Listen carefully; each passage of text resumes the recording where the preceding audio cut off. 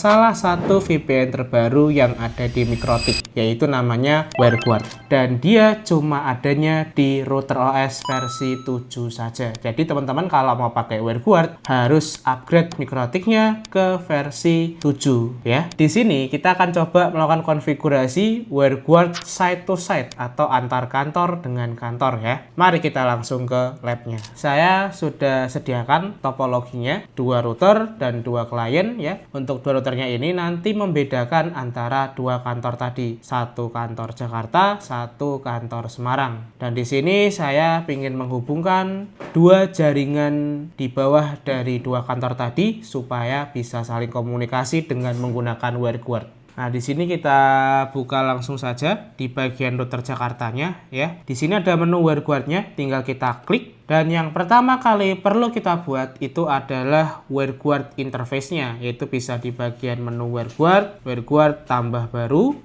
Namanya bisa disesuaikan. Contohnya seperti ini, WireGuard to Semarang ya. Karena ini kantor Jakarta ya, to Semarang. Terus kita buat juga untuk yang di kantor Semarangnya. Kita buka lagi aja interface WireGuard-nya, tambah baru. Namanya bisa disesuaikan dengan kebutuhan masing-masing. To Jakarta.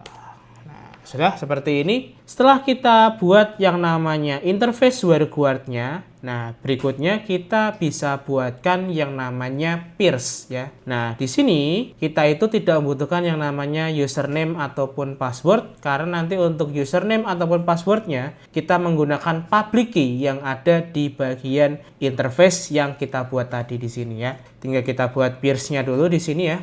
Kita buat peers-nya, tambah baru, namanya WireGuard Semarang to Jakarta. Nah, di bagian yang public key Semarang ini kita bisa isikan public key miliknya Jakarta ya. Berarti kita buka dulu untuk router Jakartanya di sini. Kita copy public key-nya. Ctrl C, kita copy di bagian public key-nya ini. Terus berikutnya kita masukin endpoint ya. Untuk endpoint di sini bisa teman-teman masukin berupa IP public dari si router yang jadi server WireGuard-nya, yaitu router Jakarta untuk sekarang. Nah, IP-nya sekian ya. Kita bisa masukin juga untuk portnya di bagian endpoint port. Dan disinilah letak untuk keamanan tambahan mengenai si WireGuard ini ya, yaitu kita bisa berikan allowed address atau IP berapa saja yang kita boleh lewatin lewat si WireGuard-nya tadi. Di sini saya berikan contoh aja yang simple seperti ini ya. Kita pakai semua segmen dari IP private. Nah, kalau udah tinggal kita oke ya. Terus selanjutnya kita bisa buat di bagian si Jakartanya. Peers tambah baru. Namanya tinggal disesuaikan aja. JKT to SMG. Public key-nya kita masukin public key milik router Semarang. Kita buka dulu di bagian interface.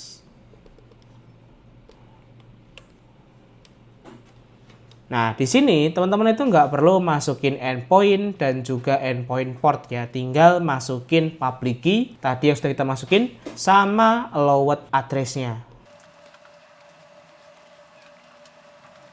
Nah, tinggal kita apply dan kita tunggu sampai kelihatan di bagian RX, TX dan juga last handshake-nya di sini. Nah, sambil menunggu kita pastikan dulu ya di sini antara IP public-nya itu bisa saling ping, terutama di bagian si Semarang tadi.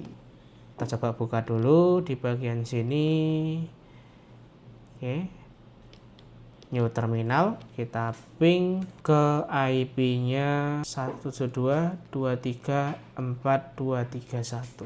Kita ping berjalan sampai nanti di sini kelihatan untuk last handshake-nya ya. Nah, di sini tadi ada yang kelupaan satu, yaitu di bagian persistent keep alive ya. Untuk persistent keep alive ini itu untuk menjaga si koneksi WireGuard ini tetap aktif. Jadi kita harus aktifin ya. Terserah teman-teman mau dikasih waktu berapa.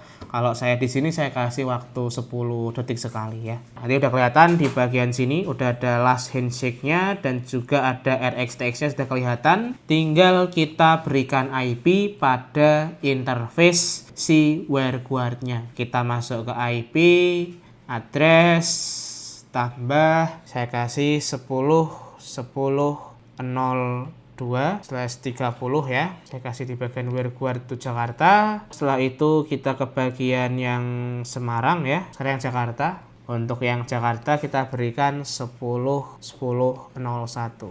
10.10.01/30. Interface-nya WhereGuard juga. Kita coba pastikan apakah benar-benar sudah terhubung atau belum. Kita coba ping ke IP sebelahnya 10.10.02 ya. Udah reply, dan kalau kita coba trace route ya, to tracer 10.10.10.02. Nah, ini udah langsung nyampe. Berarti di sini kita udah terkoneksi dengan si WhereGuard-nya. Tinggal kita apa? Tinggal kita routingin antara segmen dari klien router 1 Jakarta sama klien router 2 Semarang. Nah, untuk segmennya di sini itu nantinya kita routing di menu IP, routes ya, tambah baru segmen dari si PC Semarang yaitu 2222.0/24, gateway-nya 10.10.02 lewat WhereGuard ya. Terus kita routingin juga untuk yang di Semarang, routes 192.168.111.0/24 lewatnya 10.10.01. Kita coba ping aja langsung dari CPC-nya.